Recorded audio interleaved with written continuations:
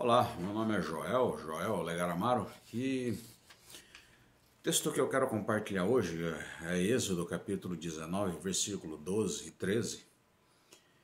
Quando o povo saiu do Egito, estava rumo à terra prometida, nesse período aqui, nessa ocasião, eles chegaram diante do Monte Sinai, e o Senhor chamou Moisés, que queria passar algumas instruções, e foi nessa ocasião que o Senhor deu os 10 mandamentos e a lei para Moisés. E naquela ocasião, no versículo 12, ele diz assim, o Senhor falando para Moisés: estabeleça limites em torno do monte e diga ao povo que tenham cuidado de não subir ao monte e não tocar na sua base.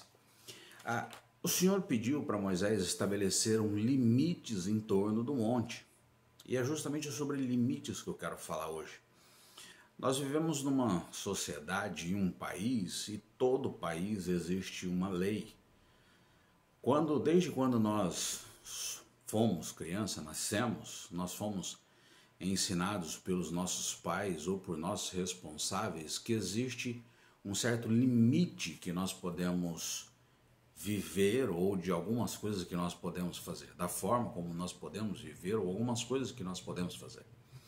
Existe um limite para o relacionamento com as pessoas, existe um limite daquilo como você pode falar com as pessoas, existe um limite daquilo que você pode fazer, isso aqui você não pode bater na outra pessoa, existe um limite. E aí tem várias leis civis, né? Nós temos a Constituição que estabelece, que regula esses limites. Na religião nós temos a Bíblia que nos ensina e estabelece alguns limites daquilo que nós podemos fazer. E nas Escrituras nós aprendemos vários limites do nosso relacionamento com Deus, para com o povo, para com a sociedade de uma maneira geral. Mas nós estamos no ano 2020 e é interessante uma inversão de valores, onde as pessoas estão trabalhando justamente para ultrapassar esses limites, mas não só ultrapassar esses limites, mas inverter totalmente esses limites, esses valores que elas vivem do lado de lá desse limite. São algumas reflexões que nós devemos fazer. Não ultrapasse os limites, não ultrapasse os limites. Qual limite você foi ensinado, moldado, formado?